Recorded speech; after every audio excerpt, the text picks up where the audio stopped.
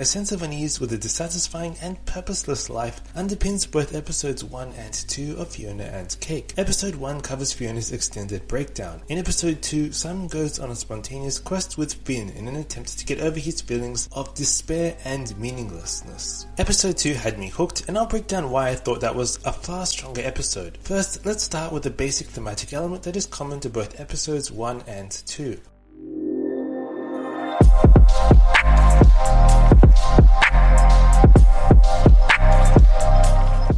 While Adventure Time clearly aimed to embrace surreal humor and action-adventure, Fionna and Cake leans far more into the trappings of a modern-day fairy tale. In his book about story structure, The Writer's Journey, Christopher Vogler writes that fairy tale heroes have a common denominator, a quality that unites them across boundaries of culture, geography, and time. They are lacking something, or something is taken away from them. Vogler might as well have been describing both Fionna and Simon here. Episode 2 opens with a past time in Simon's life when he had purpose and meaning, looking after Marceline and keeping her safe. Then it cuts to his modern life in a city where he feels adrift and out of place. I'll discuss that in detail later. First, let's cover how episode 1 sets the tone for this new show and why I think it doesn't work as well as episode 2. In episode 1, we see Fionna has been drifting aimlessly in and out of various jobs, which she all hated. She dreams of having purpose and meaning in her life, but in her day-to-day life, she intensely feels the lack of these things. Drifting, in fact, can describe pretty much everything she does in episode 1. She is the most go-with-the-flow, impulsive character I've seen in a while. Kat is sick, so she takes it to work. She thinks about her odd dreams at work, and so she turns her tour job into an impromptu dream analysis session, which is one of a few factors that gets her fired. Her friend Marshall tells her to take her sick cat to some dude he knows rather than a qualified vet. Here she pushes back and says it sounds dodgy, but she takes the cat to this dodgy Dan anyway, or dodgy LSP in this case. So as a whole, episode 1 clearly places a focus on the themes of aimlessness and lack of purpose. This theme gives us a clue as to where the story may be headed, but I'll get to that later. First, let's unpack how the theme of lack of purpose sets the tone of the entire episode. The episode opens with Fionna having a dream that's a pastiche of various anime. Most notably, Fionna is a warrior heroine like Sailor Moon, fighting a monster loosely inspired by Studio Ghibli's film Totoro, a vicious rat bus instead of Studio Ghibli's cute cat bus. The dream sequence is colourful, full of fast movement and dramatic characters. Then Fionna wakes to her very ordinary life. In her dream, she had a purpose.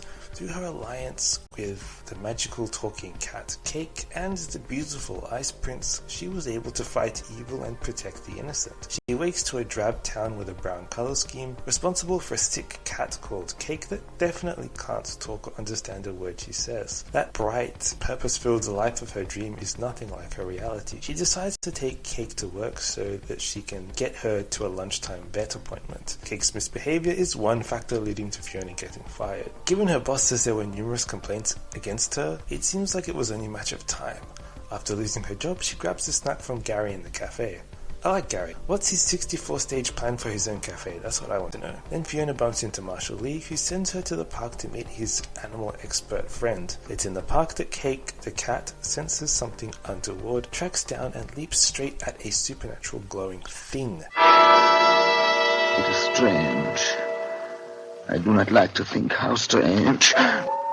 Fionna chases Cake through the park, just like Alice chases a white rabbit before she ends up in Wonderland. Again, the Alice in Wonderland reference places us in the realm of fairy tale references and motifs. And there's some symmetry here. The story begins with the dream of an adventure, and it ends with a scene reminiscent of Alice in Wonderland, one of the most famous stories about dream adventures. Given that the first sign of real excitement was right at the end of the episode, I found the pacing to be slower than I would have preferred. This is subjective, of course. Also, I didn't end up as invested in Fiona's life as I expected. Fiona's got a job at the start of the episode, and it's really to her own eccentricity that she loses it. She seems surprised she was fired. She has an appointment with a vet to make sure Cake's okay, but instead she takes Cake to see a stranger, and it gave me the impression she didn't take Cake's welfare that seriously.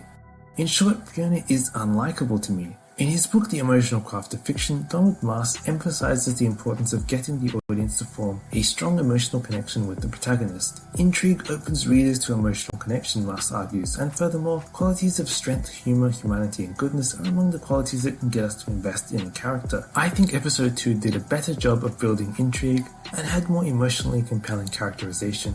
I think that's a big part of why episode 2 is the one that got me hooked and invested.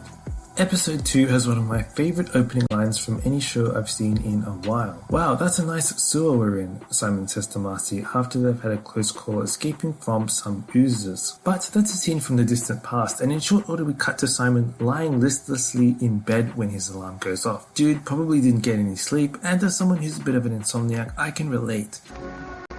Did you all get out of the wrong side of the bed this morning? Good, I did too.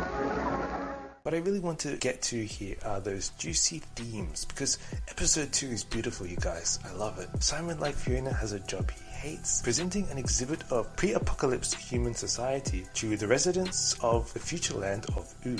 He gets harassed by a little girl who is a fan of Ice King's Fionna and Cake stories. When he throws her copy of Fionna and Cake in the trash, she bursts into tears. Honestly, she did call Simon a sad old man and imply he was better off as the Ice King, so I don't exactly blame Simon here. And Simon is so melancholy at the show's open that he says to Finn that he almost misses being the Ice King. He was so out of it as the Ice King that he didn't realize what a mess his life had become. And remember our motto, nothing is so bad that it can't be worse. Finn tries to kick away Simon's depression by taking him on a death-defying quest. It's good to see Finn so cheerful, although it's unfortunate that Finn's good cheer seems to prevent him from fully relating to how Simon is feeling. Having said that, I'm impressed with how fully Finn threw himself into giving Simon a new and distracting experience. Despite the intervention, Simon is clearly still missing a time when things were simpler. During his trek with Finn, there's a rare moment where he gets enthused and animated talking about a trek he went on with Betty way back. Simpler times when his life was meaningful. Walking back home after his adventure with Finn, he sees a girl frolicking with a parent figure, and it stirs up bittersweet memories. He even calls Marcy only to find it too difficult to communicate to her the reason he's calling. While Simon is at a low, Marcy is at a high point, enjoying how her relationship is developing with Bubblegum. There's some nice symmetry in episode 2 as well. At the episode's beginning, Simon totally rejects the Ice King's work on the Fionna and Cake stories, but at the episode's end, he turns to it for inspiration and decides to take a metaphorical dive and cast a spell. As a result, Cake literally dives out of the back of his head, and the episode ends on that cliffhanger. It is strange. It also ended leaving me with a lot of questions, the most trivial of which is, what's with the vampiric or demonic version of Couscous? I'm missing some obscure Adventure Time lore, I expect. Let me know in the comments if you can clear it up for me, I'm confused. What I loved most about episode 2 is how well it captures that feeling of meaninglessness, an experience probably more common than people tend to think. The way Simon tried to connect with the people he cared about, Finn, Marcy, and yet it didn't quite work out the way he hoped. That's not uncommon for people experiencing depression, and Simon's feeling of alienation was really shown well. The way people would talk to him about the Ice King, constantly reminding him of something he desperately wanted to forget, not to mention the fact that he almost literally has a job as a living fossil. This gets us straight to the meat of an eerie story without slowing the pace at all. As I mentioned before, similar to traditional fairy tales, our heroes, Fiona and Simon, both have something lacking in their lives. For both of them, they are missing a sense of purpose and meaning. In Simon's case, this is something he's had before and now lost. Fiona is much younger, and so it is possible she's never had the feeling she's seeking.